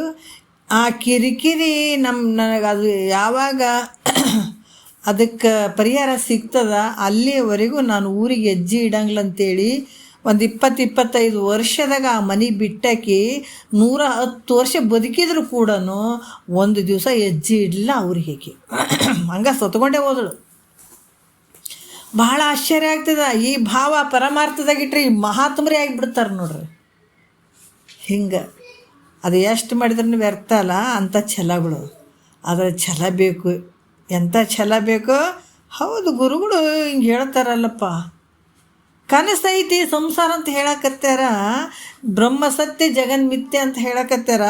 ಬ್ರಹ್ಮ ಸತ್ಯ ಯಾವುದದ, ಜಗತ್ತು ಮಿಥ್ಯೆ ಹೆಂಗಾಗ್ತದ, ನಾ ಅದನ್ನು ತಿಳ್ಕೊತೀನಿ ಅಂತ ಛಲ ನಮಗೆ ಬರಬೇಕಲ್ಲ. ಅದು ಬಂದಿಲ್ಲ ಅಂದ್ರೆ ಭಾಳ ಅನರ್ಥ ಇದು, ಅನರ್ಥ. ಅಜ್ಞಾನ ತುಂಬಿ ಹೋಗ್ಯದ. ಎಲ್ಲಿ ದೂರ ಇಲ್ಲ ಭಗವಂತ, ಎಲ್ಲೂ ದೂರ ಇಲ್ಲ, ನಮ್ಮ ಬಿಟ್ಟು ಎಲ್ಲೂ ಇಲ್ಲ. ಬಟ್ ಇದನ್ನು ತಿಳ್ಕೊಬೇಕಂತ ನಿನ್ನ ಹತ್ರ ಛಲ ಯಾವಾಗ ಬಂತು ಅಂದರೆ ಎಲ್ಲಿ ತಿಳ್ಕೊಬೇಕು ಇದನ್ನು ಅಲ್ಲ? ಎಲ್ಲನೂ ಹುಡುಕ್ತೀವಿ, ಎಲ್ಲ ಕಡೆ ಬಡ್ದಾಡ್ತೀವಿ, ಆದ್ರೆ ಇಲ್ಲಿ ಮಾತ್ರ ದಾರಿ ತಪ್ಪುತ್ತೀವಿ. ಯಾವುದು ಕರೆಕ್ಟ್ ಗುರಿ ಮುಟ್ಟಬೇಕು. ಈ ಮನುಷ್ಯನ ಶರೀರ ಬಂದುಬಿಟ್ಟದಪ್ಪ ಜಗತ್ತಿನ ಒಳಗೆ ಅಂದಾಗ ಯಾವುದು ಗುರಿಯನ್ನು ಮುಟ್ಟಬೇಕು, ಯಾವುದನ್ನು ತಲುಪಬೇಕನ್ನುವಂಥದ್ದೇ ನಾವು ಮರ್ತು ಬಿಟ್ಟಿವಲ್ಲ. ಇದು ದೊಡ್ಡ ಅಜ್ಞಾನ. ಮಾಡದೇ ಇರುವಂಥ ಕೆಲಸಕ್ಕೆ ಹೋಗಿ ಈ ಗುರಿಯನ್ನು ತಲುಪಬೇಕು, ಅದನ್ನು ಮಾಡಬೇಕಂತ ಛಲ ಇಟ್ಕೋತೀವಲ್ಲ. ಎಷ್ಟು ದಿವಸ ಮಾಡ್ತೀವಿ ಹೇಳ್ರಿ? ಅವು ಮಿಥ್ಯೆ ಆಗಿರುವಂಥ ವಸ್ತುಗಳನ್ನು ತೊಗೊಂಡು, ಮಿಥ್ಯೆ ಆಗಿರುವಂಥ ಈ ಜಗತ್ತನ್ನು ತೊಗೊಂಡು ನಾವೇನು ಸಾಧನೆ ಮಾಡ್ತೀವಿ ಹೇಳ್ರಿ? ಅದ್ರಾಗ ನಾವೇನನ್ನು ಮುಟ್ಟಬೇಕು, ಆ ಗುರಿಯನ್ನು ಮುಟ್ಟಬೇಕು ಅನ್ನುವಂಥ ಛಲನೆ ನಮ್ಮಲ್ಲಿ ಇರಲಿಲ್ಲ ಅಂದ್ರೆ ನಾವು ಬದುಕಿ ಕೂಡ ವ್ಯರ್ಥನೆ. ಈ ಭೂಮಿಗೆ ಭಾರ ಆಗಿದ್ದಂಗೆ ನಾವು ಅರ್ಥ ಮಾಡ್ಕೋಬೇಕು. ಬೇಕಾದಂಥ ದುಡ್ಡು ಗಳಿಸ್ಲಿ, ಬೇಕಾದಂಥ ರೊಕ್ಕ ರೂಪಾಯಿ ಮಾಡ್ಕೊಳ್ಳಿ, ಬೇಕಾದ ಮೆರೀಲಿ, ಆದರೂ ಕೂಡ ಭೂಮಿಗೆ ಭಾರ ಇದ್ದಂಗೆ. ಯಾವಾಗ ತನ್ನನ್ನು ತಾನು ತಿಳ್ಕೊಳ್ಳದೆ ಇದ್ದಾಗ ಭೂಮಿಗೆ ಭಾರ ಇದ್ದಂಗಿದೆ. ಅದಕ್ಕೆ ಇದನ್ನು ತಿಳ್ಕೊಬೇಕಲ್ರಿ ಅಂದಾಗ ನಾವು ನೋಡ್ರಿ, ಟೈಮು ಭಾಳಷ್ಟು ಈಗ 12 ಗಂಟೆ ನಮ್ಗೆ. ಯಾಕಂದ್ರೆ ರಾತ್ರಿ ಅರ್ಧ ನಾವು ಅಜ್ಞಾನ ಯಾವಾಗ ನನ್ನನ್ನು ನಾನು ಮರ್ತದ್ದು ರಾತ್ರಿ, ನನ್ನನ್ನು ನಾನು ತಿಳ್ಕೊಂಡದ್ದು ಹಗಲು. ಇವೆಲ್ಲ ಸೂಚನೆಗಳು. ಅಜ್ಞಾನ ಅನ್ನುವಂಥದ್ದು ರಾತ್ರಿ, ಜ್ಞಾನ ಅನ್ನುವಂಥದ್ದು ಹಗಲು. ವಿಚಾರ ಮಾಡಿದರೆ ಈಗ ಮಲಗ್ತೀವಲ್ಲ, ಅದು ಅಜ್ಞಾನದ್ದು. ಮಲಗಿದಾಗ 12 ಗಂಟೆ, ಎಚ್ಚರದ್ದು 12 ಗಂಟೆ ನಮಗೆ ಸಮ ಟೈಮ್ ಇರ್ತದೆ. ಆದರೆ ಇಂಥ ಸಮಯದಲ್ಲಿ ನಾವು ಮುಕ್ಕಾಲು ಭಾಗ ಯಾವುದಕ್ಕಂದ್ರೆ ಮಿಥ್ಯೆ ಆಗಿರುವಂಥದ್ದಕ್ಕೆ ಕೊಟ್ಟಿದ್ದೀವಿ. ಮುಕ್ಕಾಲು ಭಾಗ ಎಲ್ಲಿ? ಪೂರ್ತಿ ಭಾಗನೂ ಒಂದು ಸಣ್ಣ ಭಾಗ ಮಾತ್ರ ನಾವು ಇದಕ್ಕೆ ಬಳಸ್ತಾ ಇದ್ದೀವೇನೋ ಅನ್ನಿಸ್ತದೆ ನನಗೆ. ಒಂದು ಸಣ್ಣ ಭಾಗ. ಎಲ್ಲ ಭಾಗ ಇಂಪಾರ್ಟೆನ್ಸ್ ಎಲ್ಲಿ ಕೊಡಕತ್ತೀವಿ? ಮಿಥ್ಯೆ ಆಗಿರುವಂಥದ್ದು ಕೊಡಕತ್ತೀವಿ ನಾವು. ಆದ್ರೆ ಇದು ಇಂಪಾರ್ಟೆನ್ಸ್ ಆಗಿರುವಂಥ ಈ ಸಮಯವನ್ನು ನಾವು ಪರಮಾರ್ಥಕ್ಕೆ ಇಟ್ಟು, ಈ ಸಮಯವನ್ನು ಸ್ವಲ್ಪ ಸಮಯವನ್ನು ನಾವು ಸಂಸಾರಕ್ಕೆ ಮನಸ್ಸನ್ನು ಕೊಟ್ಟಾಗ ಇದು ಸಾರ್ಥಕ ಜೀವನ ಆಗ್ತದೆ. ನಾವೇನು ಮಾಡೀವಿ? ಮುಕ್ಕಾಲು ಭಾಗ ಇದಕ್ಕೆ ಕೊಡ್ತೀವಿ, ಒಂದು ಸ್ವಲ್ಪ ಭಾಗ ಇದಕ್ಕೆ ಕೊಡ್ತೀವಿ. ಇದು ಆದ್ರಾಗಲೇ ಬಿಟ್ಟರೆ ಬಿಡಲಿ ಅಂತೀವಿ. ಇದು ದೊಡ್ಡ ಅಜ್ಞಾನ. ದೊಡ್ಡ ಅಜ್ಞಾನ. ಅದಕ್ಕೆ ಇದನ್ನೇನು ಮಾಡಬೇಕು? ಬೇರೆ ಬೇರೆ ಎಲ್ಲದಕ್ಕೂ ನಾವು ಹುಡುಕ್ತೀವಿ. ಆದ್ರೆ ಇದನ್ನು ನಾನು ಯಾರು ಇದ್ದೀನಿ ವಿಚಾರ ಮಾಡ್ಬೇಕಲ್ಲ. ಅಪ್ಪ ಅಮ್ಮ ಎಲ್ಲರೂ, ಜಗತ್ತು ಸೃಷ್ಟಿಯಾದ ಎಲ್ಲರೂ ಅದಾರ. ನಾನು ಈಗ ಬಂದಿದ್ದೀನಿ ಅಂದ್ರೆ ನಾನು ಎಲ್ಲಿಂದ ಬಂದೆ ಈಗ? ಹೌದಲ್ಲ? ವಿಚಾರ ಮಾಡಬೇಕಲ್ಲ. ಶರೀರ ತೊಟ್ಕೊಂಡು ಬಂದೆ ಈಗ. ನಾನು ಬರೋದಕ್ಕಿಂತ ಮುಂಚೆ ಅಪ್ಪ ಅಮ್ಮ ಇದ್ರಿಲ್ಲಿ, ಜಗತ್ತಿತ್ತು, ನಾನು ಇರಲಿಲ್ಲ. ಮತ್ತು ನಾನು ಯಾಕೆ ಇಲ್ಲಿಗೆ ಬಂದೆ ಅಲ್ಲ? ಮತ್ತು ಮುಂದೆ ಹೋಗೋ ಮತ್ತು ಜರ್ನಿ ಐತಿ ನಂದು. ಸಾಕಪ್ಪ, ತಿರುಗಿ ಸಾಕಾಗಿದೆ ಈ ಜರ್ನಿ, ಇಲ್ಲಿಗೆ ಸಾಕು ಅನ್ನೋದ್ರ ದೊಡ್ಡ ಕೆಲಸ ಮಾಡ್ಕೊ ನೀನು. ನಾವು ಅಂತೀವಿ ತಿರುಗಿ ಸಾಕಾಗ್ಯದ್ರಿ, ಇನ್ನು ನಮಗೆ ಊರಿಗೆ ಹೋಗೋಕ್ಕಾಗಲ್ಲ, ಇನ್ನಿಷ್ಟು ಊರುಗಳು ನೋಡ್ಕೊಂಡಿವಿ, ಇನ್ನು ಸಾಕು ನಮ್ಮ ಊರಿಗೆ ನಾವು ಹೋಗ್ಬಿಡಮಂತ ಬರ್ತೀವಿ. ಎಲ್ಲ ನಾವು ಟೂರ್ಗೀರು ಆದಾಗ ನೋಡೋಕೆ ಹೋದಾಗ ಎಷ್ಟು ತ್ರಾಸಾಗಿರ್ತದೆ ನಮಗೆ. ಯಾವ ದೇವ್ರು ಬೇಡ, ದಿಂಡ್ರಿ ಬೇಡ ಅನ್ನಂಗೆ ಆಗ್ತದಿಲ್ಲ. ಎಲ್ಲೆಲ್ಲಿ ದೊಡ್ಡ ದೊಡ್ಡ ದೇವಸ್ಥಾನಗಳಿಗೆ ಹೋಗ್ರಿ, ಪಾಳಿಗೆ ನಿಂತು ಕಾಲು ಸೌದು ಹೋಗ್ತಾವೆ. ಅಲ್ಲೇ ಬಡ ದರ್ಶನ ತೊಗೊಳ್ರಿ ಅಂತ ಹಿಂಗೆ ಎಳೆದು ಬಿಡ್ತಾರೆ. ಇಲ್ಲಿಂದ ಹೋಗ್ಬೇಕಾದ್ರೆ ಭಾಳ ಕಷ್ಟ ಆಗಿರ್ತದೆ, ಅಲ್ಲಿ ನಿಂತು ದರ್ಶನ ತೊಗೊಳೋದು ಕಷ್ಟ ಆಗಿರ್ತದೆ, ಎಲ್ಲ ಭಾಳಷ್ಟು ಕಷ್ಟ ಆಗಿರ್ತಾವಲ್ಲಿ. ಅವಾಗ ಏನಾಗ್ತದ? ಸಾಕಾಗ್ಯದಪ್ಪ, ಯಾವ ದೇವ್ರು ಬೇಡ, ದಿಂಡ್ರಿ ಬೇಡ, ಸೀದಾ ನಮ್ಮ ಊರಿಗೆ ಹೋಗ್ಬಿಡಮ್ಮ, ಏಟಾಗಲಿ ದರ್ಶನ ಆಯಿತು, ನಾವು ಹೋಗ್ಬಿಡಮ್ಮ ಅಂತೇಳಿ ಒಳ್ಳೆ ಬರ್ತೀವಿ. ಹೌದಿಲ್ಲ? ಅದರಂಗೆ ಭಾಳ ಜನ್ಮಗಳನ್ನು ತೊಗೊಂಡು ಬಂದೀವಲ್ಲ. ಇನ್ನು ನಾವು ಮುಂದಿನ ಜರ್ನಿಗೆ ಹೋಗ್ಬೇಕು. ಮುಂದೆ ಮತ್ತೆ ನಾವು ಹೋಗೋರು ಬೇರೆ ಊರಿಗೆ ಹೋಗೋರು. ಸಾಕಾಗಿಬಿಟ್ಟದಪ್ಪ, ತಿರುಗಿ ಸಾಕಾಗಿಬಿಟ್ಟದ ಅಂತ ನಿನ್ನ ಮನಸ್ಸಿಗೆ ಬಂತು ಅಂದಾಗ ಆವಾಗ ಇಲ್ಲಿ ಅದಕ್ಕೊಂದು ಪರಿಹಾರ ಐತಿ. ಅದಕ್ಕೊಂದು ದಾರಿ ಐತಿ ಇಲ್ಲಿ. ಇಲ್ಲ ನಾ ಇನ್ನೂ ಹೋಗ್ತೀನಿ ಅಂತ ನಿನಗೆ ಇನ್ನೂ ಅಷ್ಟು ಸಂಸಾರ ಮೇಲೆ ಭಾಳ ರುಚಿ ಕಟ್ಟಿತ್ತು. ಆ ಸಂಸಾರ ನಾ ಮಾಡೇ ತೀರ್ತೀನಿ, ಮಕ್ಕಳನ್ನ ಒಂದು ದಡಿಗೆ ಹಚ್ಚೇ ತೀರ್ತೀನಿ, ಮೊಮ್ಮಕ್ಕಳಿಗೆ ಒಂದು ದಡಿಗೆ ಹಚ್ಚೇ ಬಿಡ್ತೀನಿ. ಅದು ಯಾವಾಗ ಸ್ಥಿತಿ ಹೇಳೋದು? ಜಾಲಿ ಮುಳ್ಳಿದ್ದಂಗೆ ಅದು ಹಂಗೆ ಬೆಳೀತಾ ಇರ್ತದದು. ಅದು ಎಂತ ದಡಿಗೆ ಹಚ್ಚೋಕ್ಕಾಗಂಗಿಲ್ಲದು. ಮತ್ತು ಇಂಥ ಗುಣ ಇಟ್ಕೊಂಡು ಇನ್ನೂ ಹುಮ್ಮಸ್ತಾಗ ಇದ್ದಿ ಅಂತಂದ್ರೆ ತಿರುಗಾಡು, ಮತ್ತು ಮುಂದಿನ ದಾರಿಗೆ ಹೋಗಿ, ಮುಂದಿನ ಊರಿಗೆ ಹೋಗ್ತೀನಿ ಮತ್ತು ಮುಂದಿನ ಊರಿಗೆ. ಹಂಗೆ ತಿರ್ಗದೆ ಯಾವಾಗ ಬ್ಯಾಸರಿಕೆ ಬರೋವರೆಗೂ ನೀನು ತಿರುಗಾಟ ಆಗ್ತದೆ. ಇದು ಬೇಡ, ಸಾಕು. ಇಷ್ಟು ತಿರುಗಿ ಸಾಕಾಗಿ ಹೋಗ್ಯದಪ್ಪ. ನಾಯಿ ನರಿ ಹಂಗೆ ಸತ್ತು ಹೋಗುವಂಥದ್ದು ಒಂದಲ್ಲ ಎರಡಲ್ಲ ನೋಡ್ರಿ, ಸಾಕಾಗಿ ಹೋಗ್ಯದ ಅಂತ ಅನ್ನೋದಾದ್ರೆ ಇಲ್ಲಿ ಇದಕ್ಕೊಂದು ಪರಿಹಾರ ಐತೆ. ಏನೈತಪ್ಪ ಅಂತಂದ್ರೆ ಶ್ರುತಿ ಗುರುಗಳ ಬೋಧೆ.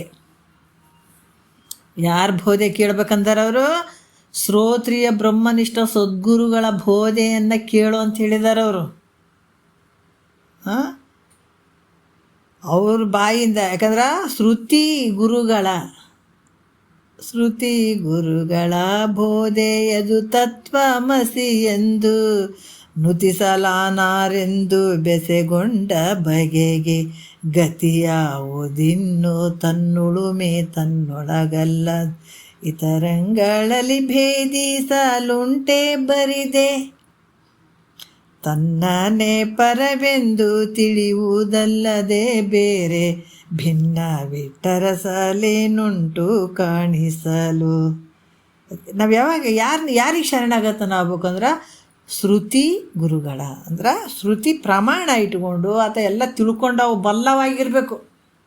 ಆತನು ಗುರುಗಳ ಒಂದು ಸನ್ನಿಧಾನದಲ್ಲಿದ್ದುಕೊಂಡು ಇದು ಎಲ್ಲವನ್ನು ಶ್ರವಣ ಮನನ ನಿಧಿಧ್ಯಾಸನ ಮಾಡಿಕೊಂಡು ಅಪರೋಕ್ಷ ಜ್ಞಾನ ಉಳ್ಳಂಥವನಾಗಿರ್ಬೇಕು ಸದ್ಗುರುನಾಥ.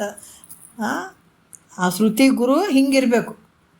ಆತ ಗುರುಗಳ ಒಂದು ಸನ್ನಿಧಾನದಲ್ಲಿ ಇದ್ದುಕೊಂಡು ಶ್ರವಣ ಮನನ ನಿಧಿಧ್ಯಾಸನವನ್ನು ಮಾಡಿ ಆತ ಅಪರೋಕ್ಷ ಜ್ಞಾನವನ್ನು ಮಾಡಿಕೊಂಡು ಇರಬೇಕತ್ತ. ಬ್ರಹ್ಮನಿಷ್ಠ ಸದ್ಗುರು ಇರಬೇಕತ್ತ. ಅಂಥ ಗುರುಗಳ ಬೋಧೆಯಿಂದ ನಿನಗೆ ಗೊತ್ತಾಗ್ತದ ನೀನು ಹೆಂಗಿದಿ, ನೀನು ಯಾರಿದೆ ಅಂತ. ಮತ್ತು ಆತನು ದೇವ್ರು ಬೇರೆ ಅದ ನೀನು ಬೇರೆ ಅದ, ಅಲ್ಲಿ ಹೋಗಿ 20 ಸಲ ತಿರುಗಾಡ ಆ ದೇವ್ರ ದಿಂಡ್ರಿಗೆ ಹೋಗಂತ ಹೇಳಿದ್ನಂತಂದ್ರೆ ಮತ್ತು ನೀ ಯಾವಾಗ ಉದ್ಧಾರ ಆಗ್ತಿದೆ? ಉದ್ಧಾರ ಆಗ್ತೇನೆ ನೀನು? ಸಾಧ್ಯ ಇಲ್ಲ. ಆ ದೇವ್ರ ದಿಂಡ್ರಿ ಮಾಡಿ ಮಾಡಿ ಮಾಡಿ ಇಷ್ಟು ಕಷ್ಟ ಅನುಭವಿಸಿದ್ವಿ. ಹೊರಗೆ ಅದನ್ನು ದೇವ್ರಂತ ತಿರುಗಿನೇ ಇಲ್ಲಿ ಕಷ್ಟಕ್ಕೆ ಬಂದಿದ್ವಿ. ಮತ್ತು ಗುರುನು ಅದನ್ನೇ ಹೇಳಿದ್ನಂದ್ರೆ ನೀ ಯಾವಾಗ ಉದ್ಧಾರ ಆಗ್ತಿ? ಅದಕ್ಕೆ ಶ್ರುತಿ ಗುರುಗಳ ಬೋಧೆ ಅಂತ ಹೇಳಿದಾರೆ ಅವರು. ಶ್ರೋತ್ರಿಯ ಬ್ರಹ್ಮನಿಷ್ಠ ಸದ್ಗುರು ಆತ ಹೇಳುವಂಥದ್ದೇನು? ನೀನೇ ಪರಮಾತ್ಮ, ಮಹಾವಾಕ್ಯನೇ ಹೇಳ್ತಾನತ್ತ. ಅದು ಬಿಟ್ಟು ಬೇರೆ ಏನೂ ಹೇಳಂಗಿಲ್ಲ. ಯಾಕೆ ಈ ವಿಚಾರ ಅಂತಂದ್ರೆ ಮತ್ತೆ ಹೆಂಗಪ್ಪ ಅಂದ್ರೆ ಗುರುಗಳು ಕೂಡ ನೋಡಿ ಮಾತನಾಡಿ ಬುದ್ಧಿ ಉದ್ಧರಿಪನಂತಂದ್ರೆ ಈ 4 ಥರದ ಜನ ಇರ್ತಾರಂತ. ನಿನ್ನೆ ಕೆಲವು ವಿಷಯಗಳು ಬಂದಾವ. ಆದ್ರೆ ಮುಮುಕ್ಷತ್ವ ಭಾವ ಬಂದಿರ್ತಾವಲ್ಲ, ಮುಮುಕ್ಷತ್ವ ಭಾವ ಬಂದಂಥವ್ರಿಗೆ ಅಪ್ಪ ನಾನು ಈ ಜನನ ಮರಣ ಅನ್ನುವಂಥ ದುಃಖ ಭಾಳ ಐತೋ, ಇದರಿಂದ ಬಿಡುಗಡೆ ಮಾಡಪ್ಪ ಅಂತ ಯಾರು ಬಂದು ಶರಣಾಗತನಾಗ್ತಾರ ಅಂಥವ್ರಿಗೆ ತತ್ವಮಸಿ ವಾಕ್ಯವನ್ನೇ ಬೋಧಿಸ್ಬೇಕು. ನೀನೇ ಬ್ರಹ್ಮ ಇದ್ದೀ, ನೀನೇ ಪರಮಾತ್ಮ ಇದೆ, ಅಂಜಬೇಡೋ, ಏನಿಲ್ಲ ನಿನಗಿಂತ ಅನ್ಯ ಏನಿಲ್ಲ ಅಂತ ಸದ್ಗುರುನಾಥ ಅದನ್ನೇ ಹೇಳಬೇಕು. ಯಾಕಂದ್ರೆ ಅದು ನನ್ನ ಜನನ ಮರಣ ರಹಿತನನ್ನಾಗಿ ಮಾಡಿ ದುಃಖದಿಂದ ಪಾರು ಮಾಡಂತ ಬಂದಂಥದ್ಗೆ ಮತ್ತು ನೀನು ಆ ಕರ್ಮ ಮಾಡಿ ಈ ಕರ್ಮ ಮಾಡಂತ ಹೇಳೋಕ್ಕಾಗ್ತದೇನ? ಹಾಗೆ ಹೇಳೋಕ್ಕಾಗಂಗಿಲ್ಲ. ಆವಾಗ ಆತ ತತ್ವಮಸಿ ವಾಕ್ಯವನ್ನು ಮಹಾವಾಕ್ಯಗಳನ್ನೇ ಹೇಳಬೇಕಾಗ್ತದೆ. ಅದಕ್ಕೆ ನಿನ್ನ ನಿಜ ಸ್ಥಿತಿಯನ್ನು ನೀನು ತಿಳ್ಕೊಬೇಕಾಗಿತ್ತಂದ್ರೆ ಶ್ರೋತ್ರಿಯ ಬ್ರಹ್ಮನಿಷ್ಠ ಸದ್ಗುರುವಿನ ಮುಖಾಂತರ ತಿಳ್ಕೊಂಡಾಗ ಅಂಥ ಸಚ್ಚಿದಾನಂದ ನಿಜ ಸ್ವರೂಪವೇ ನಾನು ಅನ್ನುವಂಥ ಎಚ್ಚರಿಕೆ ಆಗ್ತದೆ. ಗೊತ್ತಾಯ್ತಲ್ಲ? ಈಗ ನಾವು ಮಲಗಿರ್ತೀವಿ, ನಿದ್ರೆ ಹತ್ತಿರ್ತದ, ಕನಸು ಬೀಳ್ತದ, ಹೌದಾ? ಕನಸಿನಿಂದ ನಮ್ಗೆ ಯಾರು ಎಚ್ಚರಿಕೆ ಮಾಡಂಗಿಲ್ಲ. ಕನಸು ಬಿದ್ದದನ್ನು ಎಚ್ಚರಿಕೆ ಆಗ್ರಿ ಅಂತಂತಾರೆ. ಯಾರನ್ನು ಎಚ್ಚರಿಕೆ ಅನ್ನಂಗಿಲ್ಲ. ನಾವೇ ಆಟೋಮೆಟಿಕ್ ಕನಸು ಬಿದ್ದಗಳನ್ನೇ ಅದು ಹೋಗ್ಬಿಡ್ತದೆ, ಪಟ್ಕನ್ನು ನಮಗೆ ಎಚ್ಚರಿಕೆ ಆಗ್ತದೆ, ಅಥವಾ ನಿದ್ರೆಗೆ ಹೋಗ್ಬಿಡ್ತೀವಿ. ಆದ್ರೆ ಗಾಢವಾದ ನಿದ್ರೆ ಹತ್ತಿರ್ತದಲ್ಲ, ನಿದ್ರೆ ಹತ್ತಿದಾಗ ನಾವು ಜಾಗೃತಿ ಬರೋದು ಮಲಗಿದಾಗ ನಮ್ಗೆ ಯಾರಾದ್ರೂ ದಿನ ಬಂದು ಹೊಡೆದು ಎಬ್ಬಿಸ್ತಾರೇನ? ಯಾರೂ ಎಬ್ಬಿಸಂಗಿಲ್ಲ. ನಾವೇ 5 ಗಂಟೆಗೆ 6 ಗಂಟೆಗೆ ನಾವೇ ಆಟೋಮೆಟಿಕ್ ಎಚ್ಚರ ಆಗಿಬಿಡ್ತದೆ. ಅದ್ರಂಗೆ ಈ ಜ್ಞಾನ ಆಗ್ತದನ? ಎಚ್ಚರಿಕೆ ಆಗುವಂಗೆ ಹೆಂಗೆ ನಿದ್ದೆ ಒಳಗೆ ಮಲಗಿರ್ತೀವಲ್ಲ, ಮಲಗಿದ ನಂತರ ಎಚ್ಚರಿಕೆ ಸ್ಥಿತಿಗೆ ಬರ್ತೀವಲ್ಲ, ಅದ್ರಂಗೆ ಈ ಜ್ಞಾನ ಆಗ್ತದೇನಂದ್ರೆ ಹಂಗಾಗಂಗಿಲ್ಲ. ಈ ಜಗತ್ತು ಹೆಂಗೆ ತೋರ್ದಂಗೆ ಆಗಕತ್ತದಲ್ಲ, ಈ ಜಗತ್ತು ಸುಳ್ಳು ಆಗ್ಬೇಕಾಗಿತ್ತಂದ್ರೆ ಶ್ರುತಿ ಗುರುಗಳ ಬೋಧೆಯನ್ನೇ ಕೇಳಬೇಕಾಗ್ತದೆ.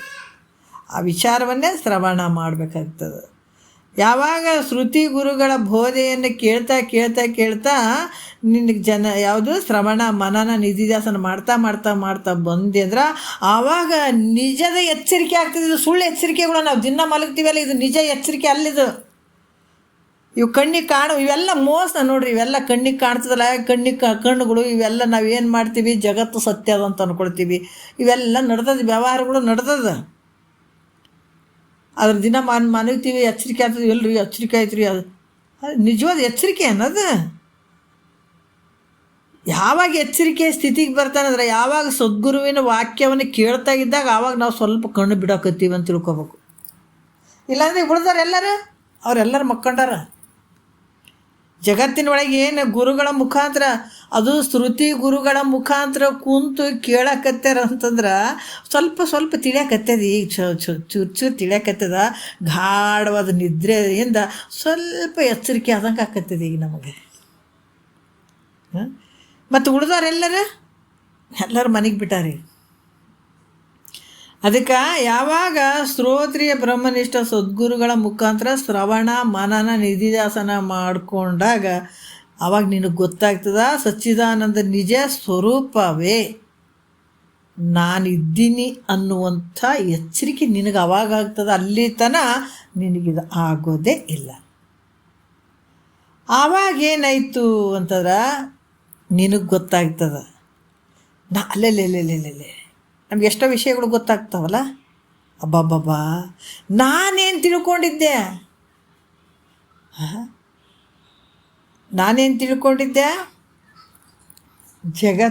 ಜಗತ್ತಿನಲ್ಲಿ ನಾನಿದ್ದೀನಂತ ತಿಳ್ಕೊಂಡಿದ್ದೆ. ಆದರೆ ಈಗ ಗುರುಗಳ ಮುಖಾಂತರ ಗೊತ್ತಾಯ್ತು ಜಗತ್ತು ನನ್ನೊಳಗೆ ಐತೆ ಅಂತ. ಆದ್ರೆ ಈ ಎಲ್ಲದಕ್ಕೂ ನನ್ನೊಳಗೆ ಇದೆಲ್ಲ ತೋರ್ತದೆ. ಈ ಕಾರಣದಿಂದ ನನ್ನ ನಿಜ ಸ್ವರೂಪ ಹೆಂಗೆ ಐತಪ್ಪ ಅಂದ್ರೆ ಪರಿಪೂರ್ಣ ಐತೆ. ಈ ಪರಿಪೂರ್ಣದಲ್ಲಿ ಇವೆಲ್ಲ ಸ್ವಲ್ಪ ತೋರ್ದಂಗೆ ಆಗ್ತದೆ. ಯಾಕಂದ್ರೆ ಕನಸು ನಿನ್ನಲ್ಲೇ ತೋರ್ದಂಗೆ ಐತಿಲ್ಲ, ಬೇರೆಯವ್ರ ಬಳಿ ತೋರ್ಯದ ನೀ ಕನಸು ಎಲ್ಲಿ ತೋರಿತು? ನಿನ್ನಲ್ಲೇ ಲಯ ಆಯಿತು. ಅದು ಸತ್ಯ ಅದನ್ನು ಏನಿಲ್ಲ, ಉರುಳೇ ಇಲ್ಲಲ್ಲಿ. ಏನು ಬಂಗಾರ ಸಿಕ್ಕಂಗಾಯ್ತು, ಬೆಳ್ಳಿ ಸಿಕ್ಕಂಗಾಯ್ತು, ಗಾಡಿ ಸಿಕ್ಕಂಗಾಯ್ತು, ಆಸ್ತಿ ಸಿಕ್ಕಂಗಾಯ್ತು, ಹೆಂಡ್ತಿ ಮಕ್ಕಳು ಆದಂಗಾದ್ರು ಎಲ್ಲ ಸತ್ಯ. ಅದನ್ನು ಕನಸ್ನಾಗ ಎಚ್ಚರಿಕೆ ಆದಮೇಲೆ ಅದೆಲ್ಲ ಸುಳ್ಳಾಯ್ತಿಲ್ಲ. ಇಲ್ಲಿ ಸ್ಥೂಲವಾಗಿ ಪ್ರಪಂಚದಲ್ಲಿ ವಸ್ತುಗಳು ಕಾಣಕತ್ತಾವ, ಹೆಂಡ್ತಿ ಮಕ್ಕಳು ಕಾಣಕತ್ತಾವ, ರೊಕ್ಕ ರೂಪಾಯಿ ಕಾಣಕತ್ತಾವ, ಆಲ್ಮರೆಗಿಟ್ಟು ಬಂಗಾರ ಬೆಳ್ಳಿ ಎಲ್ಲ ಇಟ್ಟಿವಿ ತೋರ್ದಂಗೆ ಆಕತ್ತದ. ಅವು ಬಲಾಢ್ಯವಾಗಿ ಸತ್ಯನಾಗೆ ತೋರಕತ್ತಾವ ನೋಡಿ. ಇದು ಮಾಯ ಕೂಡ ಅಷ್ಟೇ ಬಲಾಢ್ಯ ಅದದು. ಎಷ್ಟು ತೋರಿದಂಗೆ ಆಗ್ತದ. ಇದಕ್ಕಿಂತ ಬಲಾಢ್ಯ ಆದಂಥ ಸದ್ಗುರು ಹೇಳ್ತಾ ಇದು ಕೂಡ ಸುಳ್ಳಾಗಿ ಕರಿಬಿಡ್ತಾವೆ ನೋಡ್ರಿ. ಎಲ್ಲ ಹೋಗ್ಬಿಡ್ತಾವೆ. ಇಲ್ಲಿ ಯಾವುದು ಸತ್ಯ ಇಲ್ಲ, ತೋರುವಂಥದ್ದು ಯಾವುದು ಸತ್ಯ ಅಲ್ಲ. ಯಾವಾಗ ಈ ಭಾವ ಬರ್ತದ ಸದ್ಗುರುವಿನ ಮುಖಾಂತರ ಇಂಥ ವಾಕ್ಯಗಳನ್ನು ಕೇಳ್ತಾ ಈ ಜಗತ್ತನ್ನುವಂಥದ್ದು ಮಿಥ್ಯೆ ಆಗ್ತದೆ. ಆವಾಗ ಸುಳ್ಳಾಗ್ತದೆ. ಅವಾಗ ನೀನು ಹೆಂಗಾಗ್ತಿ? ಎಚ್ಚರಿಕೆ ಸ್ಥಿತಿಗೆ ಬರ್ತದೆ. ಸ್ವಪ್ನವನ್ನು ಬಿಟ್ಟು ಎಚ್ಚರಿಕೆ ಸ್ಥಿತಿಗೆ ಬಂದಾಗ ಸ್ವಪ್ನದ ಪ್ರಪಂಚ ಎಲ್ಲ ಹೆಂಗೆ ಮಿಥ್ಯೆ ಆಗ್ತದೋ ಅದರಂಗೆ ನೀ ಮಾಡುವಂಥ ವ್ಯವಹಾರ ಎಲ್ಲ ಗುರು ಮುಖಾಂತರ ತಿಳಿತಾ ನಿನಗೇನಾಗ್ತದೆ? ಇದು ಜಗತ್ತು ಎಲ್ಲ ನೀ ಮಾಡುವಂಥ ವ್ಯವಹಾರ ಎಲ್ಲ ಮಿಥ್ಯೆ, ಸುಳ್ಳು ಐತಪ್ಪ. ಆವಾಗ ನಿನಗೆ ಅರ್ಥ ಆಗ್ತದೆ ನಿಜದ ಅರಿವು ನಿನ್ನಲ್ಲಿ ಆದಾಗ. ನಿಜವು ಪರಿಪೂರ್ಣ ಆಗಿರುವಂಥದ್ದು ನಿನ್ನ ಸ್ವರೂಪಪ್ಪ. ಈ ರೀತಿ ತಿಳಿ. ಈ ಕಾರಣದಿಂದ ನೋಡ್ರಿ, ಇಲ್ಲಿ ಕೂಡ ಎಲ್ಲ ಇವು ತೋರ್ತಾವ ವಸ್ತುಗಳು ಅಂತಂದ್ರೆ ಕೂಡ ಇದ್ರ ಅಂಶ ಬ್ರಹ್ಮನ ಅಂಶನೇ ಅದಾವ, ಬೇರೆ ಏನಿಲ್ಲ. ಮತ್ತು ಯಾಕಂದ್ರೆ ಒಂದು ಎಲ್ಲ ಅಡುಗೆಗಳು ಮಾಡಿವಿ, ಎಲ್ಲದ್ರಾಗ ಬೆಲ್ಲನೇ ಹೆಂಗೆ ಐತೋ, ಬಂಗಾರ ಆಭರಣಗಳು ಅದಾವೆ ಎಲ್ಲದ್ರಾಗ ಬಂಗಾರ ಐತೋ, ಗಡಿಗೆ ಎಲ್ಲ ಅದಾವ ಅಂದ್ರೆ ಕೂಡ ಎಲ್ಲ ಕಡೆ ಏನು ಮಣ್ಣು ಹೆಂಗೆ ಐತೋ, ಈ ಜಗತ್ತು ತೋರ್ಯದಂದ್ರೆ ಕೂಡ ಆತನ ಒಂದು ಶಕ್ತಿಯನ್ನು ಸತ್ತೆಯನ್ನು ಪಡ್ಕೊಂಡೆ ಇವೆಲ್ಲ ತೋರಕತ್ತಾವ.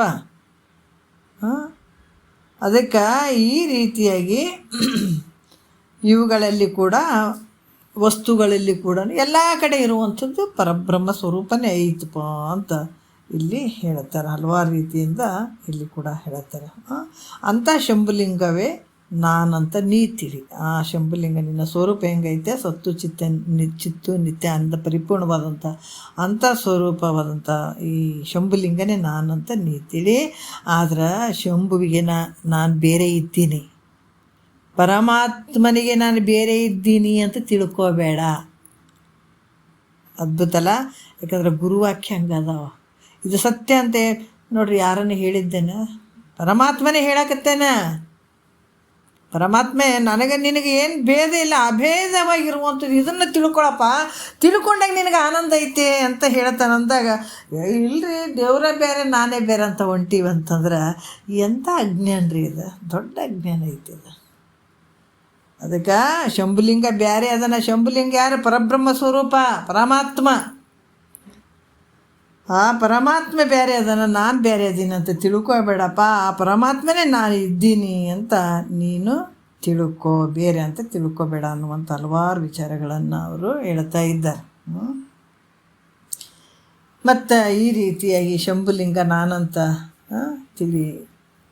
ಇಲ್ಲಿ ಕೂಡ ಹಲವಾರು ವಿಚಾರಗಳನ್ನು ಅವರು ಮುಂದಿನ ಒಂದು ಪದದಲ್ಲಿ ಕೂಡ ಹೇಳ್ತಾರೆ. 10ನೆಯ ಪದದಲ್ಲಿ ಕೂಡ ಭಾಳಷ್ಟು ಅದ್ಭುತವಾಗಿ ಹೇಳ್ತಾರೆ. ಎಲ್ಲಕ್ಕೂ ಆಶ್ರಯವಾಗಿರುವಂಥವು ನೀನು, ಧರೆ ಮೊದಲಾದ ಮೂಲ ಬಿಂದು ಕಡೆ ಚರವಾದಿ ಚರಾದಿಯೊಳಗೆಂದು ಬೆರೆಸದ ಆಶ್ರಯವಾಗಿ ನಿಂದು ತೋರ್ಪ ಗುರುಶಂಭುಲಿಂಗನೇ ನೀನೆಂದು ಅಂತ ಹೇಳ್ತಾರೆ. ಜಗತ್ತೆಲ್ಲ ತೋರ್ತವೆ, ಎಲ್ಲಿ ತೋರ್ತವೆ? ನಿನ್ನೊಳಗೆ ತೋರ್ತವೆ. ಎಲ್ಲಕ್ಕೂ ಆಧಾರವಾಗಿರುವಂಥವು ನೀನಿದೆ, ಎಲ್ಲಕ್ಕೂ ಆಧಾರವಾಗಿರುವಂಥವು ನೀನಿದೆ. ನಿನ್ನಲ್ಲೇ ಇವು ತೋರ್ತವೆ, ನಿನ್ನಲ್ಲೇ ಲಯ ಆಗ್ತಾವೆ. ಧರೆ ಮೊದಲಾದ ಮೂಲ ಬಿಂದು ಕಡೆ ಚರವಾದಿ ಚರಾದಿಯೊಳಗೆಂದು ಬೆರೆಸದ ಎಲ್ಲ ಬೆರ್ತದೆ, ಎಲ್ಲಾದ್ರೂ ಆತ್ಮನಿಗೆ ಪರಮಾತ್ಮನಿಗೆ ಬರ್ತದೆ ಏನಿಲ್ಲ ನೋಡ್ರಿ, ಏನೇನಿಲ್ಲ. ಸೂರ್ಯ ಬರ್ತಾನೆ, ಎಲ್ಲವನ್ನು ಬೆಳಗ್ತಾನೆ, ಏನಾದರೂ ಬೆರ್ತದೆ ಅನ್ನೋತಂದು ಕಿರಣಗಳಿಗೆ ಏನಿಲ್ಲ. ಭಾಳಷ್ಟು ನಾವು ಹಿಂಗೆ ಬಾಹ್ಯ ಪ್ರಪಂಚದಲ್ಲಿ ಕೂಡ ನಾವು ಹಲವಾರು ವಿಚಾರಗಳನ್ನು, ತತ್ವವನ್ನು ತಿಳ್ಕೊಳ್ಳಿಕ್ಕೆ ಸಾಧ್ಯ. ಅದು ಯಾವುದಕ್ಕೂ ಅಂಟಂಗಿಲ್ಲ ನೋಡ್ರಿ, ಯಾವುದೂ ಇಲ್ಲ. ಈ ಗಾಳಿ ಬರ್ತದಂದ್ರೂ ಕೂಡ ಯಾವುದಕ್ಕೂ ಮಿಶ್ರ ಆಗಂಗಿಲ್ಲ. ಅದ್ರಂಗೆ ನಿನ್ನ ಸ್ವರೂಪ ಹೆಂಗೈತೆ ಅಂದ್ರೆ, ನಿನ್ನ ಸ್ವರೂಪದಲ್ಲಿ ಇವೆಲ್ಲ ತೋರ್ತಾವಂದ್ರೂ ಕೂಡ ಇವ್ಯಾವ ನಿನ್ನ ಸ್ವರೂಪದಲ್ಲಿ ಬೆರ್ತಿಲ್ಲ. ಯಾವಾಗಲೂ ಏಕವಾಗಿರುವಂಥದ್ದು, ಯಾವಾಗಲೂ ಇರುವಂಥದ್ದು ಅಂತ ಹಲವಾರು ವಿಚಾರಗಳನ್ನು ಹೇಳ್ತಾರೆ. ನಾವು 10ನೇ ನುಡಿ ಮತ್ತು ಮುಂದಿನ ವಿಚಾರದಿಂದ ಮಾತಾಡೋಣ. ಭಾಳಷ್ಟು ಅದ್ಭುತವಾದಂಥ ವಿಚಾರಗಳು ಅದಾವ. ಮತ್ತು ಮುಂದಿನ ವಿಚಾರ ನೋಡೋಣ ನಾಳೆ. ಒಂದೆರಡು ಮತ್ತು ಗುರುಗಳ ಪಾದಕ್ಕೆ ಅರ್ಪಿಸಿ ಹರಾವು.